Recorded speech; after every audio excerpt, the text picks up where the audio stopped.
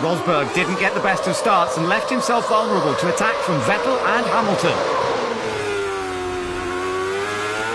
But he found his rhythm and was soon able to leave his teammate for dust.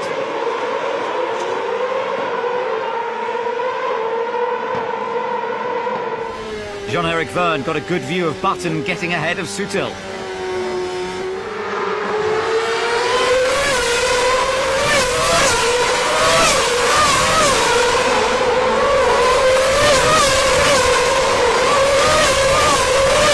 Vettel could see the race leader pulling away. He had to pass Hamilton.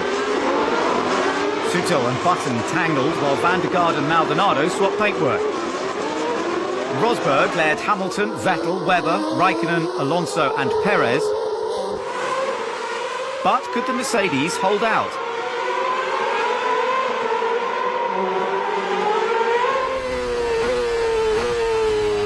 They are both going slow on purpose. Understood. But they had the advantage of track position. Another race, another battle for the McLaren teammates. It hadn't gone well in Bahrain.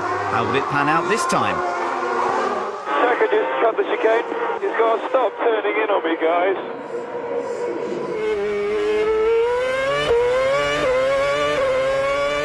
OK, Checo, we're going to have to give the place up to Jensen. The FIA have told us we must give the place up to Jensen. Do it now. Do it before turn 12. Just be careful of Sutil. McLaren didn't want to fan the flames of this argument. While Peake's Caterham was on fire thanks to a gearbox problem and overheating exhausts. Webber was the first of the front runners to pit. Considering Felix Baumgartner's achievements, it wasn't quite supersonic, but it was a typically quick turnaround. Massa had pitted before he crashed out of the race.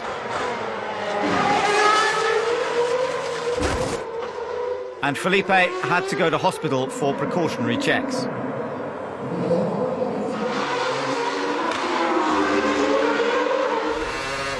Both Mercedes started another lap, but it was a quick response from Red Bull. Box, box, box. Talk back one and box. Talk one and box. The stricken Ferrari couldn't be removed, and it looked like Red Bull had timed their stops to perfection.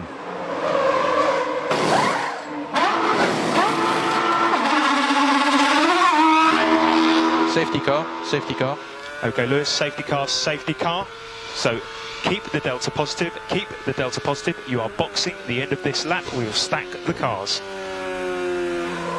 Mercedes hadn't been so quick to respond. A lap later than Sebastian, Nico was in.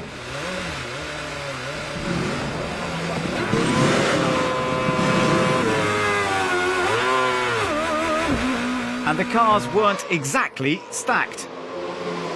The time lost on the in-lap would be costly for Lewis. So Vettel was now second, and Webber had sneaked up to third.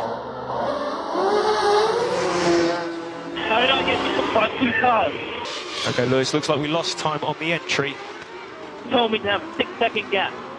OK, Lewis, we'll have a look at that. With the restart just moments away, Rosberg knew he'd have to protect his position from Vettel and Webber.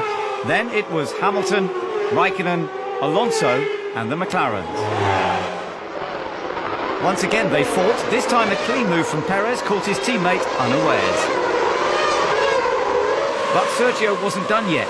In 2011 he'd had a heavy impact coming out of the tunnel. But in 2013 it was his favourite place to attack, and Alonso had to take avoiding action.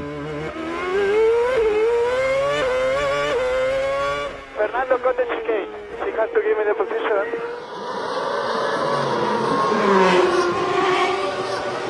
OK, Checo, Ferrari have been told that Alonso has to give the place back to you.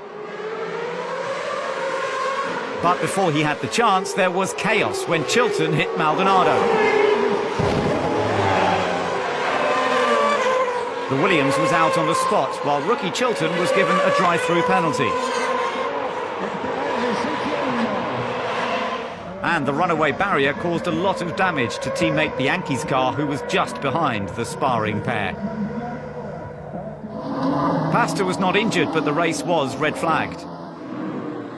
A new grid formed and it was an opportunity to fit a fresh set of tyres. Alonso agreed to give the position back to Perez when they got running behind the safety car.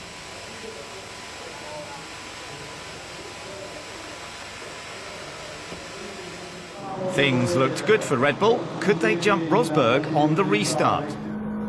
Lewis took a moment to collect his thoughts and wonder where it had all gone wrong.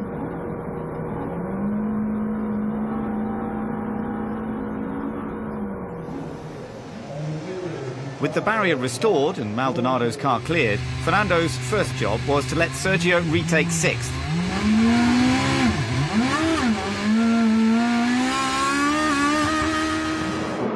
Rosberg would have a job to protect himself from a first-lap dash from the Red Bulls. Once again, the field had bunched up. It was an opportunity to overtake, but also an invitation for contact.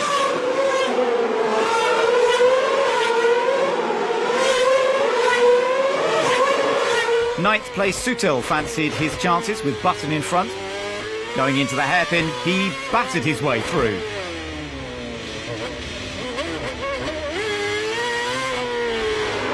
Just a few laps later, he pulled the same move on Alonso to seal seventh, giving his girlfriend Jennifer something to cheer. Ramming the rear of Ricciardo was a fast-track ticket to a 10-place grid penalty for Grosjean in Canada and a return of the safety car. When racing resumed, the other Lotus was under pressure. Perez was after fifth, but his tried and tested move didn't work this time. He expected Raikkonen to give him space, but Kimi saw things differently. Needed that one. I want to hit him when I say, for sure. He hits me now on the wrist. I have a puncture. Okay, Kimi, box this lap. He got lucky. He didn't have to go too far with the damage. The team soon replaced his tyres, but he dropped right down the order. Perez had clearly not escaped without damage either. There was quite a queue behind him.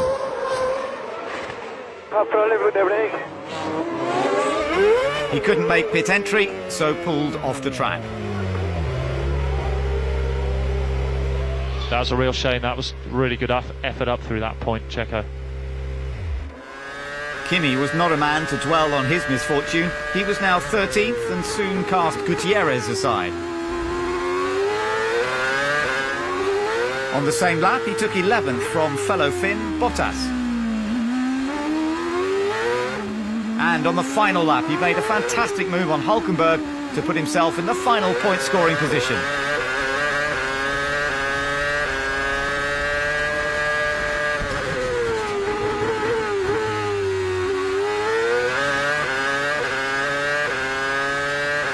Up at the front, it was Rosberg who was on the brink of scoring the first win of the season for Mercedes.